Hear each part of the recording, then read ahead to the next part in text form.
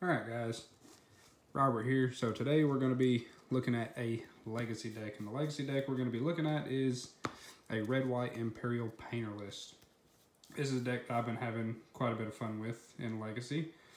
And namesake card, Painter Servant. 2 mana, 1/3, comes into play, choose a color. All cards that aren't in play, spells, and permanents are the chosen color in addition to their other type. This is red-white. We have so much in here to support us with naming blue that we're going to name blue with him 99% of the time, and we'll go over some of that here in a minute. So the main thing we want to be doing with our Painter Servant is Grindstone. 1 mana artifact has pay 3, tap, put the top 2 cards of target player's library into that player's graveyard. If both those cards share at least one color, repeat the process. Painter Servant says all cards are the chosen color, which for us is going to be blue. So they milled 2, those 2 cards were blue. So they're going to repeat the process and they're going to mill out and hopefully lose the game. Hopefully there's not any Eldrazi Titans. It'd be crappy to be playing what's the sneaking show? Yeah. Roll over an Emrakul and then they win the game. Actually no, we can fight through that. We can fight through that. So let's talk about some of the ways we can fight through that. Aside from the combo, this is pretty much a prison deck. So very similar to Free Win Red and Modern. We're playing 5 Blood Moons, 1 Magus of the Moon, 4 Blood Moons, and yes, I know, my Modern Masters Blood Moon is a mismatch from my 8th edition Blood Moons. But we are playing 5 Blood Moons nonetheless. We are also playing 2 copies of Ensnaring Bridge. Creatures with power greater than the number of cards in your hand can't attack. So, Ensnaring Bridge stops any creature-based strategy. Most of the time we can be empty-handed on turn 1. And if we can't on turn 1, turn 2, we can definitely be empty-handed. So, nothing's attacking us ever. Some of our support for our Painter Servant. So these are pretty much another good reason for us to choose blue. We have 6 effects, 2 Power Blast, 4 Red Metal Blast. They're all 1 mana, counter a blue spell or destroy a blue card in play. So it's a 1 mana counter spell when you need it, 1 mana Sinkhole, 1 mana Vindicate, whatever you want it to be that counters or destroys, it's that for 1 mana with Painter Servant.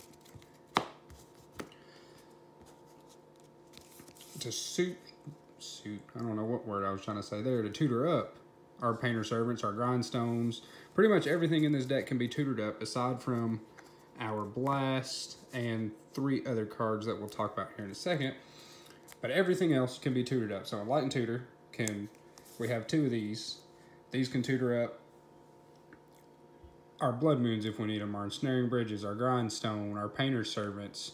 Another creature that we've got, we'll talk of, it's one of, but it can tutor up a lot of things. So the way the tutor works, the way I essentially see it is we're playing 5 Blood Moons.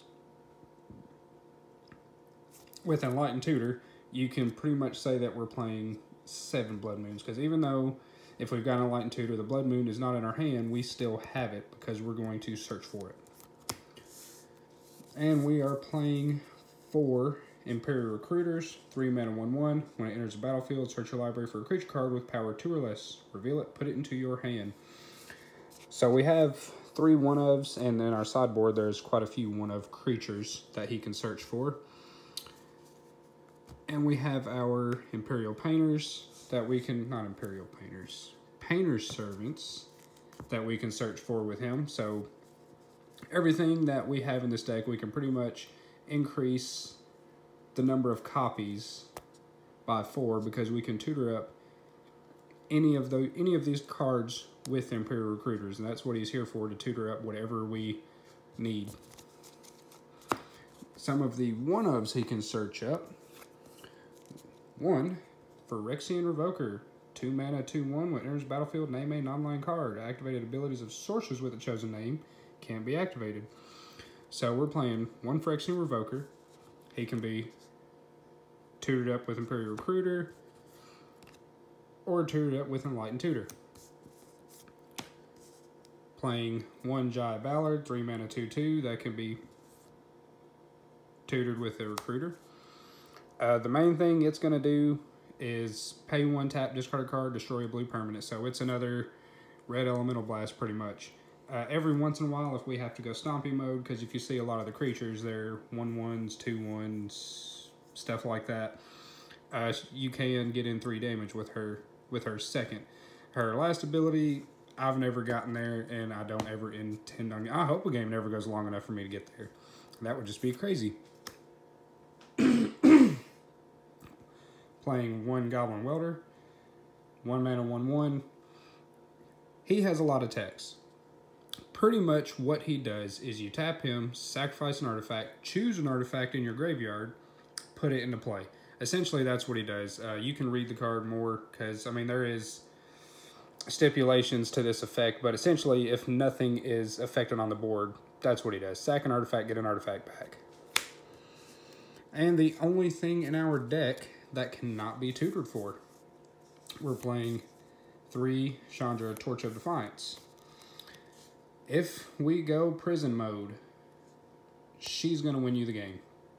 If we go prison mode, you're probably going to ultimate her, and you've got a bunch of 1 mana, 2 mana, 3 mana spells that you're just going to turn into lava axes. And aside from that, if you can dump her, get her on turn 1 or turn 2, she gives you mana. If you need extra cards, you can use the top to get extra cards, maybe get in some incidental damage with her. All around, she's just a great card. And great for the deck. We're playing 8 sources of fast mana, 4 Simian Spirit Guides, 4 Lotus Petals, 0 mana artifact, tap sack, add 1 mana of any color to your mana pool. Simian Spirit Guide, you can exile them from your hand, get 1 red mana. And if our Painter Servant combo isn't going as planned, we can always just cast him as a 2/2 if we're in stomping mode. Alright, let's look at the mana base that allows for us to go empty-handed on turn 1 or turn 2. Turn 1 has happened. It just depends on the draw, you know, what kind of stuff you get.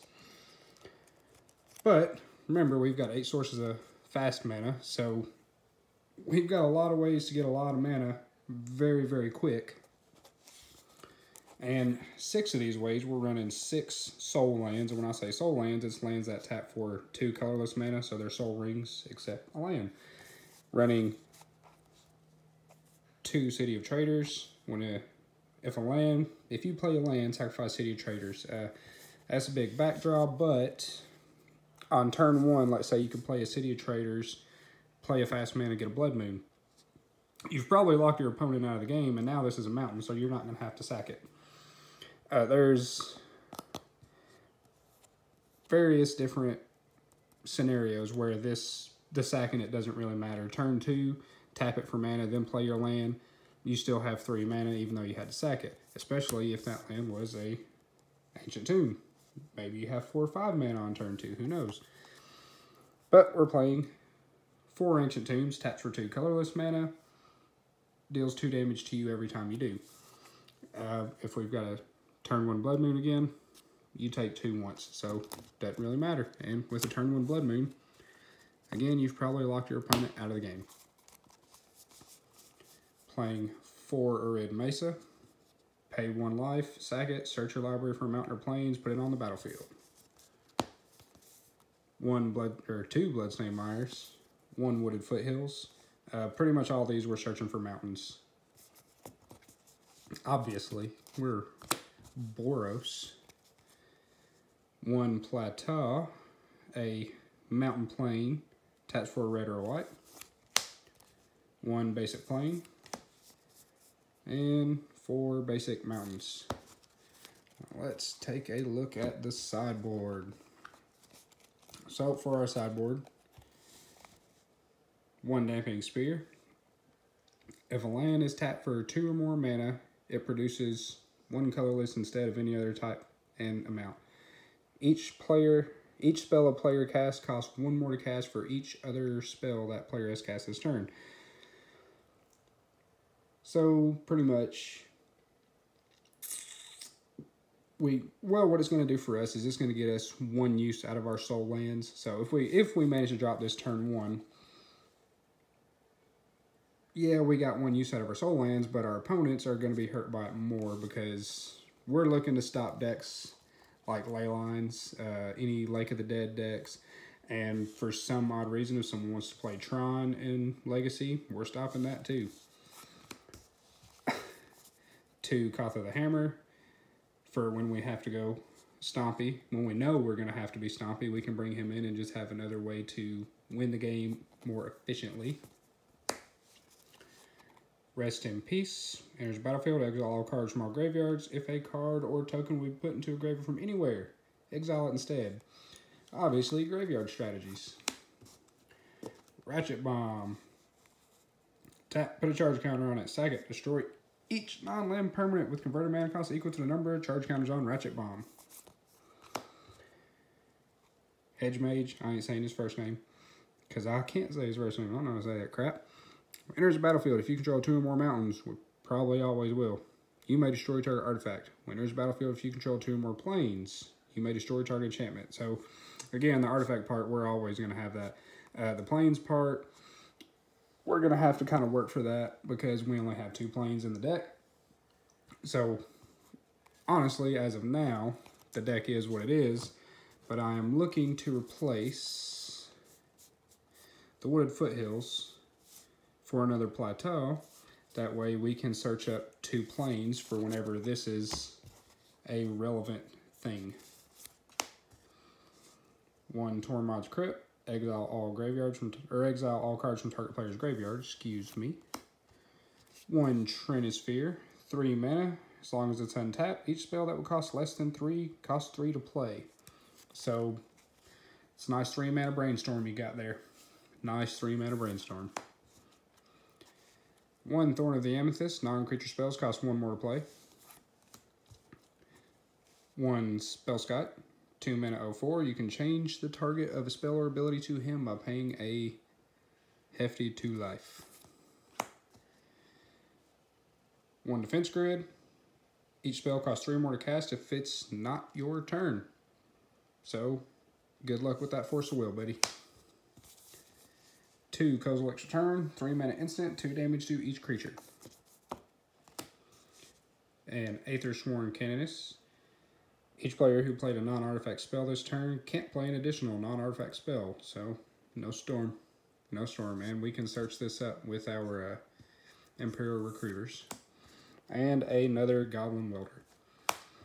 Alright. Well, guys, that was my Imperial Painter list. Hope you enjoyed it. Like, comment, subscribe, and I will talk to you next time.